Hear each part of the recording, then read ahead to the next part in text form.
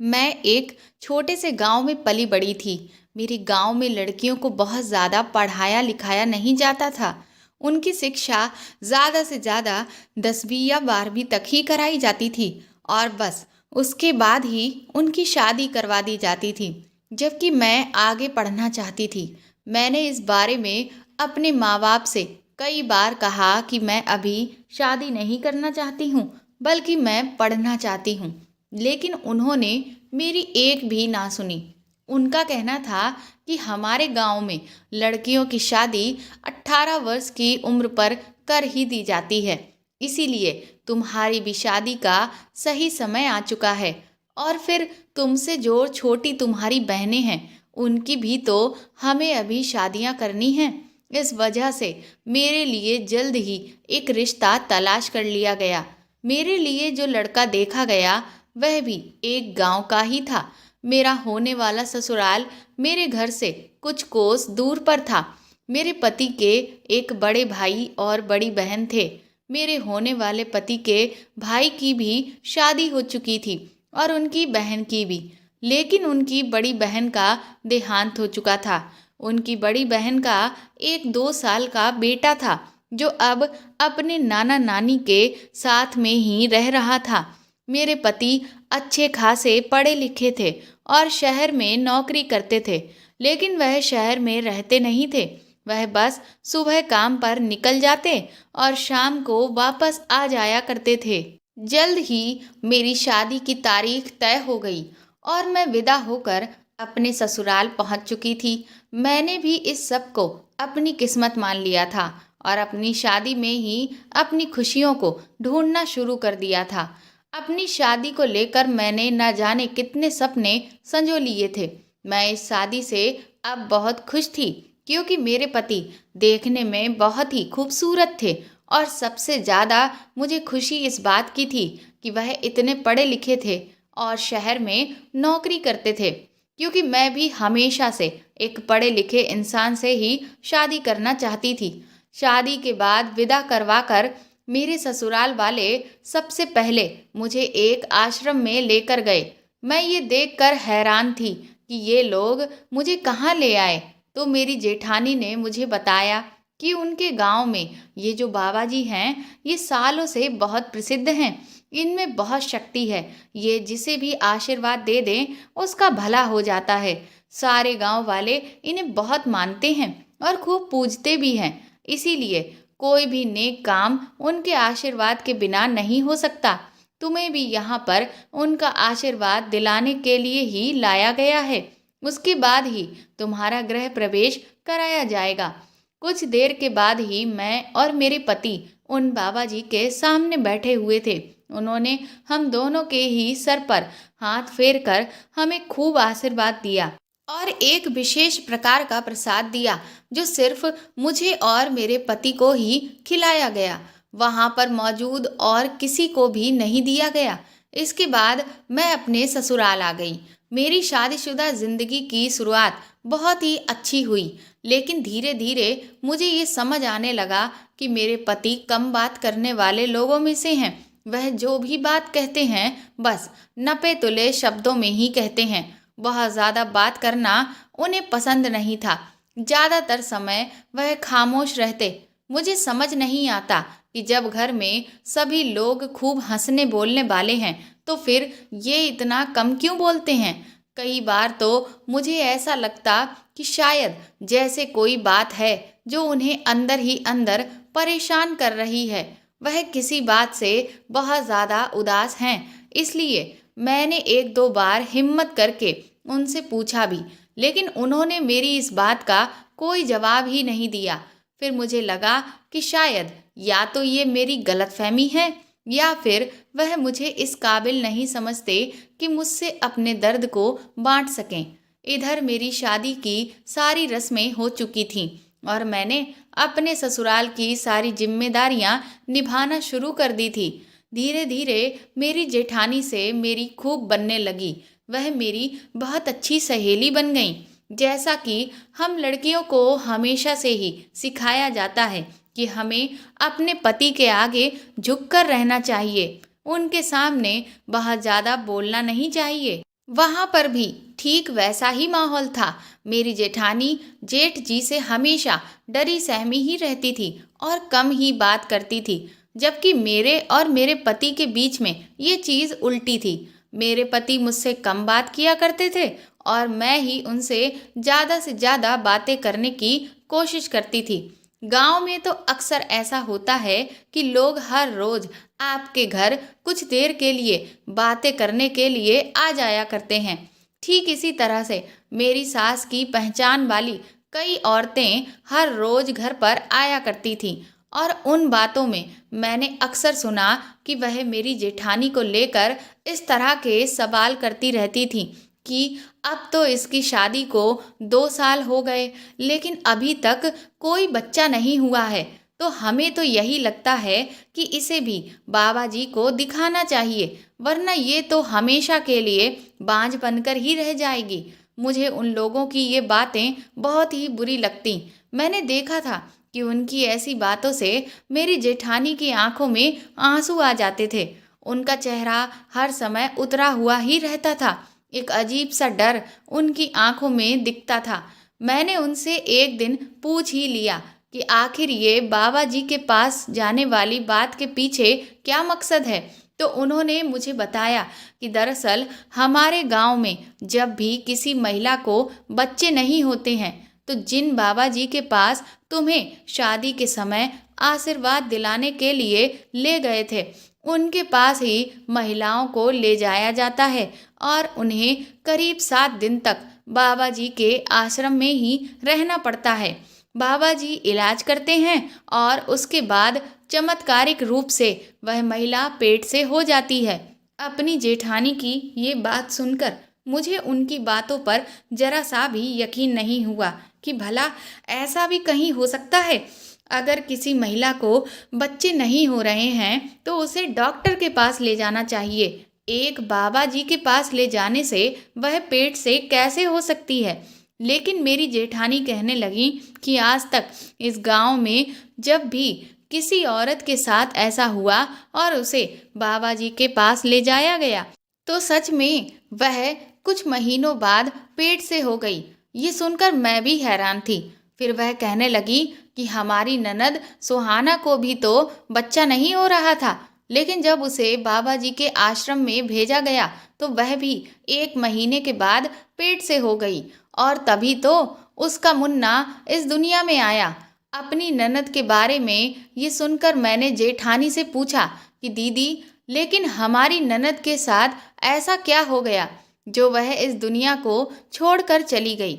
इस बात पर मेरी जेठानी की आंखों में आंसू आ गए और वह कहने लगी कि बस एक हादसे की वजह से हमने अपनी हंसती खेलती ननद को हमेशा हमेशा के लिए खो दिया और हमारा मुन्ना बिन माँ का हो गया।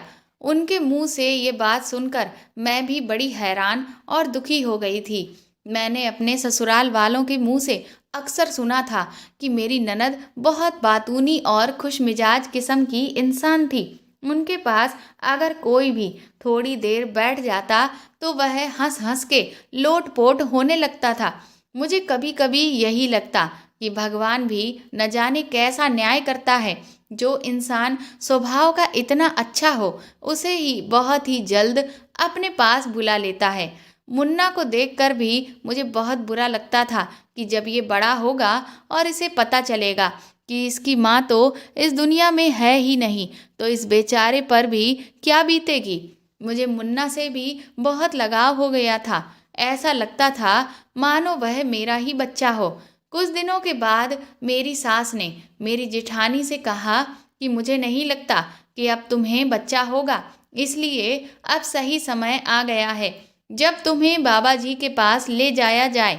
इस बात से मेरी जेठानी बहुत परेशान हो गई। उन्होंने मेरी सास से कहा कि माँ जी, मुझे लगता है कि बाबा जी के पास जाने से पहले हमें शहर चलकर एक बार डॉक्टर को दिखाना चाहिए। इस बात पर मेरी सास नाराज होने लगी और गुस्से में जेठानी को आंखें दिखाते हुए कहने लगी कि तुम्हारी हिम्मत कैसे हुई अपने मुंह से डॉक्टर का नाम लेते हुए।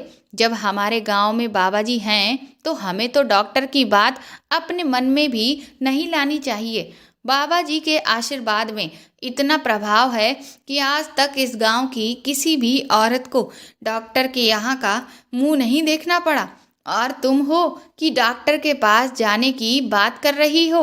आज तुमने ये बात कह दी, लेकिन आज के बाद ये बात अपने मुंह से भी मत निकालना। अगर गांव में किसी को भी पता चल गया कि तुमने इस तरह से कहा है तो ना जाने क्या होगा। और गलती से भी अगर ये बात बाबा जी के पास पहुंच गई तो शायद हमें उनके प्रकोप को झेलना पड़े। इस बात पर मेरी जेठानी का मुंह उतर गया और वह खामोश हो गई। मैं ये सब वहीं पर खड़े होकर सुन रही थी। मुझे तो जेठानी की बात में कोई भी बुराई नजर नहीं आई, इसीलिए मुझसे रहा नहीं गया और मैंने अपनी सास से कहा कि लेकिन माँ जी, अगर डॉक्टर के पास हम एक बार चलकर दीदी को दिखा लेते तो इसमें बुराई क्या थी। इस पर मेरी सास मुझ पर भड़कने लगी, कहने लगी कि अभी जो मैंने तुम्हारी जेठानी से कहा वह क्या तुम्हारे कानों को सुनाई नहीं दिया, जो मुझे तुम्हें अलग से समझाना पड़ेगा। मुझे लगता है कि तुम दोनों का दिमाग कुछ ज़्यादा ही खराब हो गया है। आने दो मेरे बेटों को, तुम दोनों की अच्छी खबर उनसे लेने को कहती हूँ। ये बात सुनकर मेरी जेठानी और ज़्यादा घबरा गई। सास के जाते ही वह मुझसे कहने लगी, विनीता, तुम्हें बीच में बोलने की क्या ज़रूरत थी। बिना बात अब ये छोटी सी बात का बतंगड़ बन जाएगा। मैंने कहा, आप डर क्यों रही हैं। ये भी कोई बात हुई कि हम किसी बात को हिम्मत करके कह भी नहीं सकते। परिवार को बच्चा भी हम ही देंगे और हमारी ही इच्छा भी नहीं पूछी जाएगी कि हम अपना इलाज कहाँ कराना चाहते हैं और कहाँ नहीं। इस बात पर मेरी जेठानी कहने लगी कि देखो, तुम अभी इस घर में नई नई आई हो, तुम्हें नहीं पता कि यहाँ पर क्या कैसे होता है, बस इसीलिए तुम ये कह रही हो। तुम्हें नहीं पता, तुम्हारे जेठ जी अब मुझ पर बहुत ज़्यादा गुस्सा करेंगे। मैंने कहा, लेकिन आप भी तो बाबा जी के पास नहीं जाना चाहती। तो वह कहने लगी कि हाँ, जाना तो मैं नहीं चाहती हूँ, लेकिन अब मैं क्या करूँ, मेरी भी मजबूरी है। एक तो मेरे पति भी मेरी कोई बात नहीं सुनते हैं। हमारी सास उनसे जो भी जितना कहती हैं वह बस उसे ही चुपचाप मान लेते हैं। मुझे बाबा जी के आश्रम में जाने से बहुत ज़्यादा डर लगता है, क्योंकि अभी तक मैंने यही देखा है कि जो भी औरतें या लड़कियां बाबा जी के आश्रम में गई हैं वह भले ही माँ बन गई हों, लेकिन वह मानसिक रूप से मुझे स्वस्थ नहीं लगती। उनके व्यवहार में पहले की अपेक्षा बहुत ज़्यादा परिवर्तन आ चुका होता है। ऐसा लगता है जैसे उन पर बाबा जी के आश्रम में कुछ ऐसा किया गया हो जिससे उन्हें बहुत ठेस पहुंची हो। अपनी जेठानी के मुंह से ये बात सुनकर मैं बड़ी हैरान रह गई थी कि आखिर वह कहना क्या चाहती हैं। अभी हम दोनों बात कर ही रहे थे कि तभी मेरी सास वहां आ जाती है और कहने लगती हैं कि हम लोग शाम के खाने की तैयारी जल्द से जल्द शुरू कर दें। इसीलिए हम अपने अपने कामों में लग जाते हैं। रात के समय जब मेरे जेठ जी काम से वापस आते हैं तो मेरी सास उनसे शिकायत कर देती है, जिस वजह से जेठ जी जेठानी को खूब डांट रहे होते हैं। अभी मैं भी चुपचाप खड़े होकर ये सारा तमाशा देख रही होती हूँ कि तभी मेरे पति भी काम से वापस आ जाते हैं और जब वह इस सब हंगामे की वजह पूछते हैं तो वह भी नाराज होने लगते हैं। वह कहते हैं कि जब भाभी उस आश्रम में नहीं जाना चाहती हैं तो आप लोग उन्हें वहाँ क्यों लेकर जाना चाहते हैं। आप लोगों की बुद्धि क्या घास चरने चली गई है। देखा नहीं सुहाना को बाबा के आश्रम में भेजने के बाद क्या हुआ था। आप लोग क्या वही सब भाभी के साथ भी दोहराना चाहते हैं। इस पर मेरी सास बुरी तरह से मेरे पति पर भड़कने लगती हैं और कहती हैं कि खबरदार, जो तूने एक भी उल्टी बात अपने मुंह से निकाली। तुझे 1000 बार समझाया है कि सुहाना के साथ जो कुछ भी हुआ वह सिर्फ एक हादसा था, उसमें बाबा जी का कोई भी हाथ नहीं था। अरे नादान, बाबा जी के आशीर्वाद की वजह से ही तो आज सुहाना का अंश, हमारा मुन्ना हमारे पास है। अगर बाबा जी की कृपा न होती तो आज हमारे पास मुन्ना ना होता। लेकिन तेरी छोटी बुद्धि में ये बात एक बार भी नहीं घुसती और मुझे अब एक भी नहीं सुननी। मैं कल ही बड़ी बहू को बाबा जी के आश्रम में लेकर जाऊंगी। इतना कहते हुए मेरी सास ने अपना फैसला सुना दिया और मेरे पति खामोश होकर चुपचाप अंदर कमरे में आ गए। खाना खाने के बाद जब हम लोग सोने के लिए लेटे तो मैंने अपने पति से कहा कि आप सुहाना दीदी को लेकर बाहर क्या कह रहे थे कि उन्हें बाबा जी के आश्रम में भेजा गया और इसीलिए उनके साथ वह सब हुआ। आखिर बात क्या है? इस पर मेरे पति कहने लगे कि मैं इस विषय पर कोई बात नहीं करना चाहता। वैसे ही आज मेरा मूड बहुत ज़्यादा खराब हो चुका है, इसलिए फिलहाल मुझे कोई बात नहीं करनी। इतना कहकर वह चुपचाप लेटकर सो गए और मेरे मन में इधर ढेर सारे सवाल छूट गए थे। मेरे पति का अक्सर यही स्वभाव होता कि उनसे जब भी किसी विषय को लेकर बात करो तो वह उसका कोई भी ठीक से जवाब ही नहीं देते थे। मुझे समझ नहीं आता था कि आखिर वह इस तरह का व्यवहार क्यों करते हैं। अगले दिन ही मेरी सास मेरी जेठानी को लेकर बाबा जी के आश्रम में चली गई और शाम को जब वह वापस लौट कर आई तो मेरी जेठानी मेरी सास के साथ में नहीं थी। मैंने जब उनसे पूछा तो उन्होंने बताया कि अब जेठानी जी बाबा जी के आश्रम में 7 दिनों तक रहेंगी और उसके बाद ही घर लौट कर आएंगी। जैसे तैसे वह 7 दिन भी बीत गए और मेरी जेठानी वापस आश्रम से लौट आई। जब मेरी जेठानी आश्रम से लौटी तो मैंने उनसे पूछा कि वहाँ पर सब कुछ कैसा था, तो वह कहने लगी कि मैं तो बेकार ही डर रही थी, जबकि वहाँ तो सब कुछ बहुत अच्छा था। ये सुनकर मैं बहुत खुश हो गई। मैंने अपनी जेठानी से कहा तो अब तो बहुत जल्द ही हमें भी खुशखबरी सुनने को मिलेगी। इस पर जेठानी कहने लगी कि बाबा जी ने इन सब बारे में बात करने से मुझे मना किया है, लेकिन अब मुझे भी खुशखबरी का इंतज़ार है। इसके बाद अभी कुछ दिन बीते ही थे कि मैंने देखा कि मेरी सास एक बार फिर से जेठानी जी को बाबा जी के आश्रम में छोड़ कर आई और इस बार भी उन्हें 7 दिनों के लिए ही आश्रम में रहना था। मुझे लगा कि हो सकता है शायद वह जो भी उपचार करते हों ये बस उसी का हिस्सा हो। धीरे धीरे इस बार भी 7 दिन बीत गए, लेकिन इस बार जब जेठानी जी बाबा जी के आश्रम से लौट कर आईं तो उनकी हालत पहले की तरह अच्छी नहीं थी, बल्कि मुझे उनकी हालत बहुत खराब लग रही थी। मुझे समझ नहीं आ रहा था कि पिछली बार जब वह बाबा जी के आश्रम से लौटी थीं तो सब कुछ अच्छा था, लेकिन इस बार बिल्कुल वैसा ही क्यों नहीं है। जब मैंने उनसे बात करने की कोशिश की तो उन्होंने मुझसे बात करने से भी इनकार कर दिया। वह कहने लगी कि उन्हें उनकी तबीयत कुछ ठीक नहीं लग रही है और वह अकेले रहना चाहती हैं। उस वक्त तो मैंने उन्हें आराम करने के लिए उनके कमरे में अकेला छोड़ दिया, लेकिन धीरे धीरे दिन बीतने लगे पर वह अब पहले की तरह नहीं रही थी। अब वह मुझसे बिल्कुल भी बात नहीं करती थी। मुझसे क्या, मैं तो अब उन्हें घर में किसी से भी ज़्यादा बात करते हुए नहीं देखती थी। वह चुपचाप किचन में अपना सारा काम निपटा लेती और वापस अपने कमरे में लेट जाती। इस तरह से धीरे धीरे 1 महीना बीत गया और ठीक 1 महीने के बाद हमें खुशखबरी सुनने को मिली कि मेरी जेठानी जी पेट से हैं। पूरे घर में खुशी का माहौल था। मैं भी बहुत खुश थी, लेकिन जेठानी जी के चेहरे पर मुझे कोई भी खुशी नज़र नहीं आ रही थी। इसके पीछे क्या वजह थी मुझे समझ नहीं आ रहा था, लेकिन अब उनसे कुछ भी पूछने की मेरी हिम्मत भी नहीं हो रही थी, क्योंकि अब वह बहुत ज़्यादा बात ही नहीं करती थीं। दिन यूं ही बीत रहे थे। एक दिन मैं जब अपने कमरे में आई तो मैंने देखा कि मेरे पति रो रहे थे। मैंने उनसे घबराकर तुरंत ही उनके रोने की वजह पूछी तो वह मुझसे अपने आंसुओं को छुपाने लगे। उस दिन मैंने उनसे जिद पकड़ ली कि आखिर आप ऐसा कौन सा गमों का पहाड़ है जो अपने दिल में दबाए बैठे हैं, आप मुझे बताते क्यों नहीं। मैं आपकी जीवन साथी हूँ, आपके हर सुख दुख में आपका साथ देने वाली।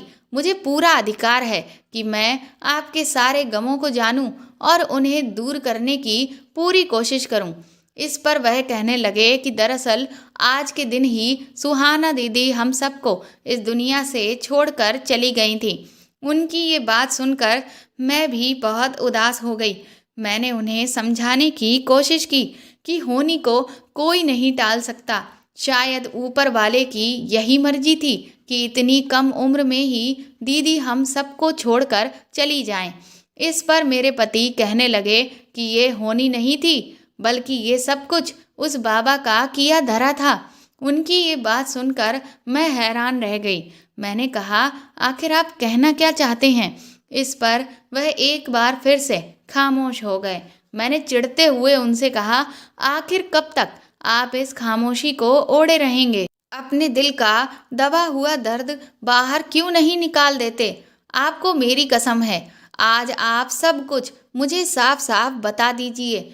इस पर मेरे पति ने मुझे बताया कि जब सुहाना दीदी भी पेट से नहीं हुई तो मेरी सासू माँ उन्हें इन्हीं बाबा जी के पास इलाज के लिए ले गई थी और इसके बाद वह पेट से हो गई। लेकिन मुन्ना के पैदा होने के बाद उनकी दिमागी हालत धीरे धीरे बिगड़ने लगी। वह कई बार कहती कि उनके साथ बहुत गलत हुआ है, लेकिन कोई भी बात ठीक से साफ तौर पर कुछ भी नहीं बताती। मेरे पति का सुहाना दीदी से बहुत ज़्यादा लगाव था। वो दोनों एक दूसरे से हर बात कह सुन लेते थे। इसीलिए उन्होंने अपनी बहन से पूछा कि आखिर ऐसी कौन सी बात है जो उनका ऐसा हाल हो गया है। तो उन्होंने दबी जुबान से उन्हें बस इतना कहा कि वह बाबा ठीक नहीं है। इससे ज़्यादा दीदी उन्हें कुछ भी ना कह पाई। उन्होंने उनसे कहा कि वह उन्हें साफ साफ शब्दों में बताएं, लेकिन उन्होंने आगे मेरे पति को कुछ भी नहीं बताया। और फिर अगले ही दिन उनके ससुराल से खबर आई कि दीदी जब खाना बना रही थी तो अचानक से उनके कपड़ों में आग लग गई और वह हमें छोड़कर हमेशा हमेशा के लिए चली गई। मेरे पति बोले, जबकि मैं जानता हूँ कि वह हादसा नहीं था। दीदी की हालत उस वक्त इतनी खराब थी कि मुझे पहले से ही किसी अनहोनी का अंदेशा हो रहा था और आखिर में वही सब हुआ। इतना कहकर मेरे पति एक बार फिर से रोने लगे। मैंने कहा कि लेकिन हम अभी भी पक्के तौर पर नहीं कह सकते कि उस बाबा की वजह से ही दीदी ने ये सब कुछ किया हो। इस पर मेरे पति कहने लगे कि बात तो यही है कि मेरे पास कोई सबूत नहीं है। मेरा बस चले तो मैं अभी के अभी उस बाबा को पुलिस में पकड़वा दूं, जिसकी वजह से मेरी बहन मुझे छोड़कर चली गई। लेकिन मैं इस सब में कुछ भी नहीं कर पाया। बस यही बात मुझे अंदर ही अंदर खाए जाती है और मैं मन ही मन बहुत दुखी रहता हूँ। मैंने अपने पति से कहा कि लेकिन अगर दीदी के साथ कुछ भी गलत हुआ होता तो अभी भाभी भी तो बाबा जी के आश्रम में रहकर आई हैं, तो वह ज़रूर कुछ ना कुछ हमें बताती। इस पर मेरे पति कहने लगे कि बस यही सब बातों से तो अब मैं बहुत ज़्यादा उलझन में पड़ गया हूँ कि आखिर क्या सच है और क्या झूठ, और मेरी बहन मुझे आखिर क्या कहना चाहती थी, जबकि भाभी तो वहाँ से लौटने के बाद ऐसा कुछ भी नहीं बता रही हैं जैसा सुहाना दीदी ने कहा था। मैंने उनसे कहा कि हो सकता है दीदी कहना कुछ और चाह रही हो और आपने समझा कुछ और हो। इस पर मेरे पति कहने लगे कि शायद तुम ठीक कह रही हो, शायद मैं ही समझने में गलती कर बैठा और इतने समय से यही सोचता रहा कि वह बाबा गलत है। मैंने उनसे कहा कि देखिए, जो हो गया सो हो गया, अब आगे का सोचिए, हमें मुन्ना की परवरिश को लेकर सोचना चाहिए। इस पर मेरे पति ने खुश होकर कहा कि तुम ठीक कह रही हो। इसके बाद समय पंख लगाकर कब उड़ गया हमें खुद पता नहीं चला और मेरी शादी को 2 साल बीत गए और इधर भाभी के भी एक प्यारी सी बेटी हो गई थी जो 1 साल की हो चुकी थी। लेकिन भाभी अब पहले की तरह नहीं रही थी। वह अब बहुत ही ज़्यादा खामोश रहती थी। यहाँ तक कि सबसे अजीब बात मुझे ये लगती थी कि वह अपनी बेटी से भी कुछ खास मतलब नहीं रखती थी। मैं यही सोचती थी कि कोई माँ आखिर अपने बच्चे के साथ इस तरह का व्यवहार कैसे कर सकती है। इधर 2 साल बीत गए और मुझे भी बच्चे नहीं हुए, तो मेरे ऊपर भी लोग उंगलियां उठाने लगे थे और मेरे लिए भी यही कहा जाने लगा कि मुझे आश्रम वाले बाबा जी के पास लेकर जाना चाहिए। ये सारी बातें जब मैंने सुनी तो मैं बुरी तरह से घबरा गई कि ना जाने वहाँ पर क्या कैसे होगा। लेकिन माँ तो मैं भी बनना चाहती थी। बस इसी वजह से मन मार कर मैं अपनी सास के साथ बाबा जी के आश्रम पहुँच चुकी थी। जब मैं वहां पहुंची तो जिस जगह बाबा जी बैठे हुए थे वहां पर खूब सारी अगरबत्तियां और धूप जल रही थी और सभी लोग बहुत ही शांति से बैठे हुए थे। इसके बाद बाबा जी ने मुझे आशीर्वाद देकर अपने आश्रम की एक सेविका के साथ एक कोठरी में भेज दिया। मुझे उस कोठरी में 7 दिनों तक रहना था। उस कोठरी में हमें नित्य कर्म की सारी व्यवस्थाएं भी दी गई थीं और खाना पीना आश्रम की सेविकाएं हमें उस कोठरी में ही दे जाया करती थी। मेरा पहला दिन ही जैसे तैसे बीता, लेकिन जब रात हुई तो मुझे अजीब सी घबराहट होने लगी। मैं डर रही थी कि ना जाने यहाँ कहीं मेरे साथ कुछ गलत ना हो जाए। अभी मैं बैठकर यही सब सोच रही थी कि तभी अचानक से मेरी कोठरी का दरवाज़ा खुला, जिससे मैं बुरी तरह से डर गई और एक बड़ा सा साया मेरे कमरे की ओर आगे बढ़ता हुआ नजर आया। मेरे हाथ पैर पूरी तरह से कांपने लगे थे। डर के कारण मैंने अपनी आंखें जोर से बंद कर ली कि तभी किसी ने मेरे कंधे पर हाथ रखा, जिससे मेरी चीख निकल गई और मैं एक झटके से दूर भागकर खड़ी हुई। लेकिन जब मैंने पीछे पलट कर देखा तो सामने खड़ा हुआ शख्स और कोई नहीं बल्कि मेरे पति ही थे। उन्हें देखकर तो मैं खुशी से फूली नहीं समाई। फिर वह मुझसे कहने लगे कि बाबा जी ने आदेश दिया है कि मुझे यहाँ पर 7 दिनों तक हर रात तुम्हारे साथ यहीं रहना है। ये सुनकर तो मैं बहुत ही ज़्यादा खुश हो गई थी। अब मुझे पूरा यकीन हो गया था कि अब तक मैं जो भी बाबा जी को लेकर सोच रही थी वह सब गलत था। वह 7 दिन कब और कैसे बीत गए मुझे खुद भी पता नहीं चला। मैं बहुत ज़्यादा खुश थी। मेरा बाबा जी पर अब विश्वास अटूट होने लगा था। इधर मैं वापस अपने ससुराल लौट आई थी। मैंने सभी से बाबा जी की बहुत तारीफ की और फिर कुछ दिनों के बाद ही मुझे फिर से मेरी सास बाबा जी के आश्रम छोड़ आई थी। इस बार मैं पहले की तरह डरी सहमी नहीं थी बल्कि बहुत खुश थी, क्योंकि अब मेरे अंदर का सारा डर निकल चुका था। दोबारा आश्रम जाने के पहले दिन जब रात हुई तो मैं बेसब्री से अपने पति के आने का इंतजार करने लगी। मुझे लग रहा था कि मेरे पति आज भी आ जाएंगे, लेकिन करीब आधी रात हो गई लेकिन वह नहीं आए। इस वजह से मैं थोड़ा सा परेशान हो गई। फिर इसी परेशानी की वजह से मैं सो भी नहीं पा रही थी। मुझे जब प्यास लगी तो मैं मटके से पानी लेने के लिए उठकर गई। तभी मेरी नज़र खिड़की से बाहर एक शख्स पर पड़ी, जिस पर मुझे थोड़ा संदेह हुआ। मैं तुरंत ही खिड़की के पास गई। ध्यान से देखा तो सामने वाला शख्स और कोई नहीं, बाबा जी ही थे। वह सामने वाली बनी कोठरी में अंदर जा रहे थे। मुझे समझ नहीं आया कि आखिर बाबा जी इतनी रात को उस कोठरी में क्यों जा रहे हैं, क्योंकि यहाँ बनी हुई सभी कोठरियों में जो भी महिलाएं बाबा जी से अपना इलाज कराने के लिए आती हैं वह वहीं रुकती हैं। तो फिर आखिर बाबा जी इतनी रात में उस कोठरी में क्यों जा रहे हैं। मैं तुरंत ही अपनी कोठरी से बाहर निकली, ये देखने के लिए कि आखिर वहाँ पर क्या होने वाला है। लेकिन तभी मुझे यहाँ का बताया हुआ नियम याद आया कि अपनी कोठरी से कोई भी औरत बाहर नहीं जा सकती। उन 7 दिनों तक हर औरत को अपनी कोठरी के अंदर ही रहना है। लेकिन क्योंकि मुझे बहुत ज़्यादा उत्सुकता हो रही थी, इस वजह से मैं दबे पांव चुपके से उस ओर चली गई जिधर बाबा जी को मैंने जाते हुए देखा था। कुछ ही देर में लंबे कदम भरते हुए मैं भी उस कोठरी के पास पहुंच चुकी थी और अंदर से मुझे कुछ अजीब सी आवाज़ सुनाई दे रही थी।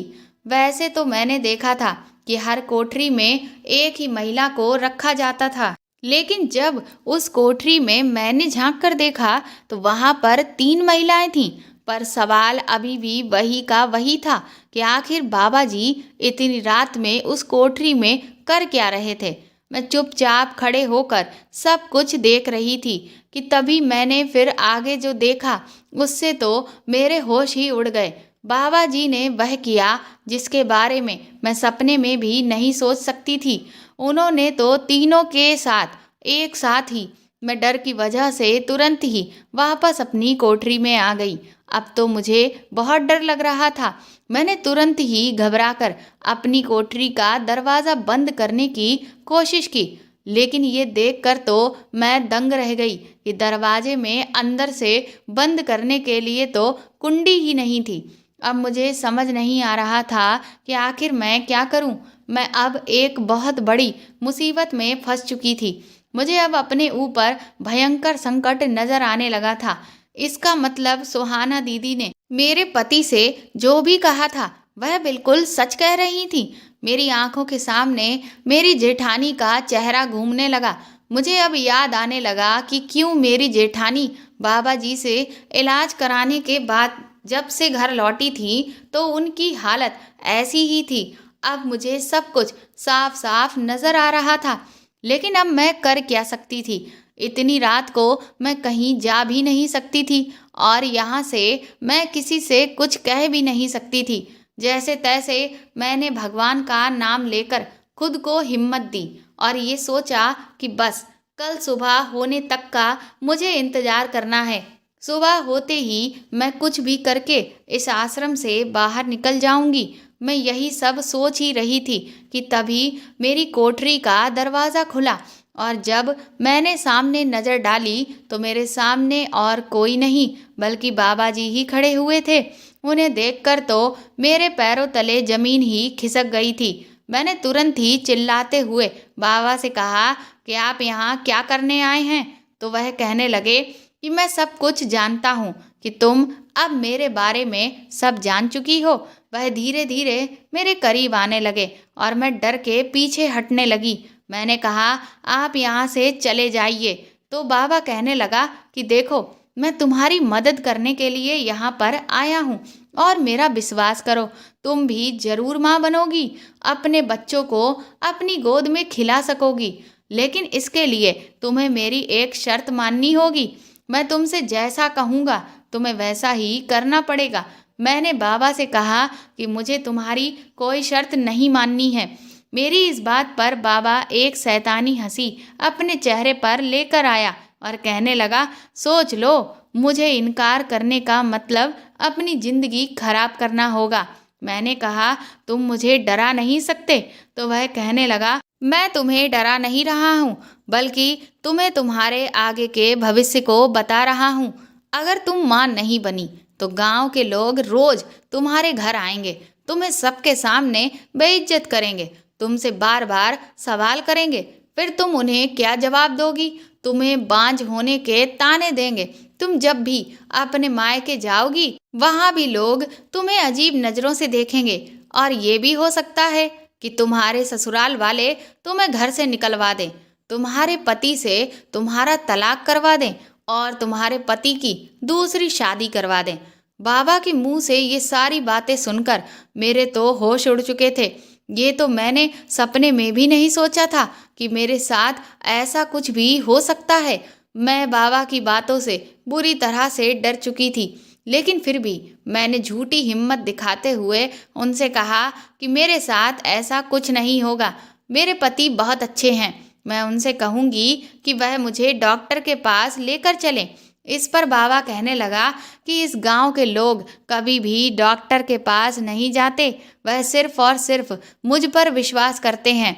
इसीलिए तुम्हारे पास मेरी बात मानने के सिवा और कोई चारा नहीं है। मैंने बाबा से कहा इसी तरह से तुम्हारे पास जो भी औरतें आती होंगी तुम उन्हें अपनी बातों में उलझा लेते होगे और फिर उनके साथ गलत करते हो। इस पर वह बाबा एक खतरनाक हंसी हंसने लगा।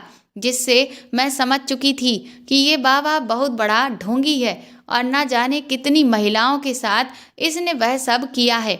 बेचारी गांव की औरतें बाबा की बातें सुनकर डर जाती होंगी और फिर वह चुपचाप इसकी बात मान लेती होंगी। अपनी इज्जत और शादी को बचाने के खातिर वह सब कुछ करती होंगी।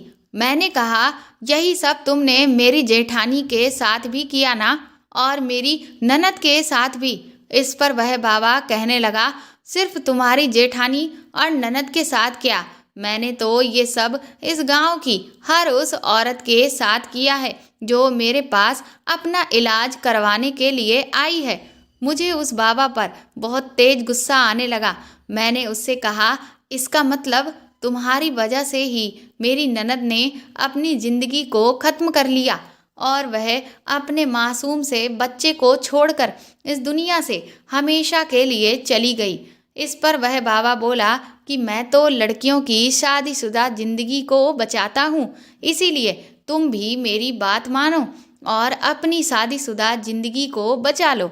मैंने कहा, लेकिन ऐसा कैसे है कि इस गांव की ज़्यादातर औरतें माँ नहीं बन पा रही हैं। इस पर वह अपनी शेखी बघारते हुए बोला, ये सब भी मेरा ही कमाल है। मैंने हैरत से उसे देखा तो वह अपनी तारीफ में कसीदे पढ़ते हुए कहने लगा कि गांव वाले बहुत बड़े बेवकूफ़ हैं, क्योंकि असल में वह मासूम भी हैं। उन्हें आज तक ये बात समझ नहीं आई कि इसी गांव की औरतों के साथ ये समस्या क्यों है कि वह माँ नहीं बन पाती हैं। मैंने कहा, यही सवाल न जाने कब से मेरे दिमाग में आ रहा है। तो वह बाबा कहने लगा, यही बात तो तुम्हें खास बनाती है कि तुम इन गांव वालों की तरह हर बात को आंख बंद करके स्वीकार नहीं कर लेती। दरअसल जब भी इस गांव की बेटी या इस गांव में जब कोई बहू ब्याह कर आती है तो उसे सबसे पहले मेरे पास आशीर्वाद दिलाने के लिए लाया जाता है और मैं आशीर्वाद में दूल्हा दुल्हन को प्रसाद देता हूँ। उस प्रसाद में मैं दूल्हे को एक ऐसी दवा मिलाकर देता हूँ जिससे वह कभी भी संतान की प्राप्ति ना कर पाए और फिर मजबूर होकर वह अपनी पत्नी को मेरे पास ही लेकर आए। बस इसी तरह से मेरा काम बन जाता है। जिन लोगों की मुझ में ज़्यादा श्रद्धा है वह लोग अपनी बेटियों की शादी करने पर भी सबसे पहले मुझसे आशीर्वाद दिलवाते हैं और फिर उनके साथ भी यही होता है जो मैं चाहता हूँ। मैंने उस बाबा से कहा कि तुम्हें शर्म नहीं आती मासूम गांव वालों को इस तरह से धोखा देते हुए। इस तरह से तुमने न जाने कितनी औरतों के साथ गलत किया, उनकी इज्जत के साथ खिलवाड़ किया। इस पर वह हंसने लगा और बोला कि ये सब काम मेरे पिता ने शुरू किया था। इससे उन्हें बहुत अच्छी कमाई होती थी और इलाज के नाम पर उन्हें सुख भी मिलता था। ये गांव वाले इतने बेवकूफ़ हैं कि आसानी से हर बात मान जाते और अपनी बहन, बेटी और पत्नी को एक गैर मर्द के हवाले छोड़ जाते हैं। मैं उस बाबा की बातें सुनकर हैरान रह गई थी। जो गांव वाले उसे भगवान की तरह पूज रहे थे वह उनके साथ इतना घटिया काम कैसे कर सकता था। मैंने उससे कहा कि लेकिन जब मैं पहली बार आई तब तुमने अपना ये असली रूप क्यों नहीं दिखाया। इस पर वह कहने लगा कि अगर मैं पहली बार में ही अपनी असलियत दिखा दूं तो हो सकता है कोई औरत मेरे बारे में सब कुछ सबको सच बता दे, लेकिन क्योंकि पहली बार सब कुछ अच्छा होता है तो वह खुद ही यहाँ से वापस जाकर सब जगह मेरी तारीफें करती है और फिर दोबारा में मैं अपने मन का काम करता हूँ और फिर वह मेरे खिलाफ जाकर कुछ भी नहीं कह सकती, क्योंकि मेरी तारीफ तो वह खुद ही पहले ही कर चुकी होती है और अगर वह मेरे खिलाफ जाएगी तो हर कोई उसे ही गलत ठहराएगा। मैंने बाबा से कहा, लेकिन मैं तुमसे डरने वाली नहीं हूँ, मैं तुम्हारी असलियत सबको बता दूंगी। इस पर वह बाबा कहने लगा, अगर तुमने ऐसा किया तो तुम बहुत पछताओगी, क्योंकि कोई तुम्हारी बात का यकीन नहीं करेगा, क्योंकि तुम भी भूल चुकी हो कि तुम खुद भी सबके सामने मेरी तारीफ कर चुकी हो। उसकी ये बात सुनकर मैं खामोश हो गई, क्योंकि ये बात तो वो बिल्कुल ठीक कह रहा था। फिर वह मुझसे कहने लगा, अब तो तुम्हारे सामने कोई भी रास्ता नहीं बचा है सिवाय मेरी बात मानने के। मैंने कहा, ये तो तुमने सच कहा और इसीलिए मैंने हार मान ली और चुपचाप बाबा के पास चली गई।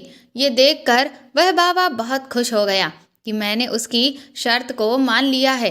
तभी किसी ने बाबा के कंधे पर पीछे से हाथ रखा और जब बाबा ने पलट कर देखा तो उसके होश उड़ चुके थे। पीछे मेरा पति खड़ा हुआ था। ये सब देखकर बाबा को कुछ भी समझ नहीं आया। तभी अचानक से गांव के सभी सरपंच, प्रधान जी, सभी लोग उस कोठरी में आ चुके थे। बाबा को तो कुछ भी समझ नहीं आ रहा था कि अचानक से उसके साथ ये सब क्या हो गया।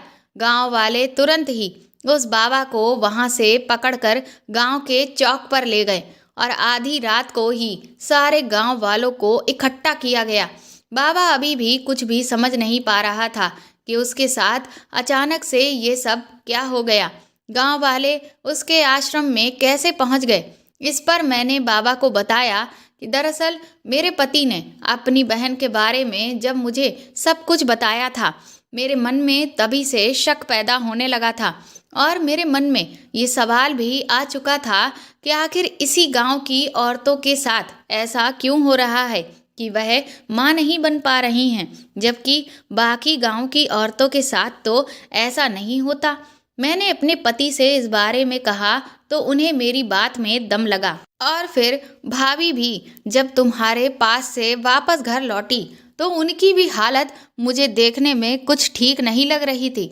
मुझसे अपने पति का दुख देखा नहीं जा रहा था और मैंने उनसे वादा किया कि आपको और आपकी बहन को और इस गांव की हर औरत को मैं इंसाफ दिलाकर रहूंगी, अगर वह बाबा सच में गलत है तो। और फिर इधर मेरी सास तो पहले से ही कह रही थी कि वह मुझे तुम्हारे आश्रम में लेकर जाएंगी, इसीलिए मैंने चुपचाप उनकी बात मान ली और मेरे पति ने भी उनका कोई भी विरोध नहीं किया। इस गांव में सबसे ज़्यादा पढ़े लिखे मेरे ही पति थे और जब उन्होंने गांव के सरपंचों से और प्रधान जी से इस बारे में बात की तो पहले तो उन्होंने मेरे पति को खूब खरी खोटी सुनाई, लेकिन उनके घर की जो महिलाएं थीं उन्होंने साफ तौर से ना सही पर दबी जुबान से अपने घर के आदमियों से कहा कि वह मेरे पति का साथ दें और जो सच है उसे बाहर लेकर आएं। इस पर गांव के सरपंचों और प्रधान को ना चाहते हुए भी मेरे पति का साथ देना पड़ा और मैंने भी इसी तरह से दिखाया कि मैं तुम पर पूरा भरोसा कर रही हूँ और तुमसे डर रही हूँ। तुमने जब अपनी वाह भाई के चक्कर में मुझे सब कुछ सच सच बताया, उस वक्त गांव के सरपंच, मुखिया और मेरे पति सभी लोग पहले से ही कोठरी के बाहर मौजूद थे और जब उन्होंने सब कुछ अपनी आंखों से देखा, कानों से सुना, तब उन्हें पूरा यकीन हो गया कि मेरे पति उनसे जो भी कह रहे थे वह सब सच था।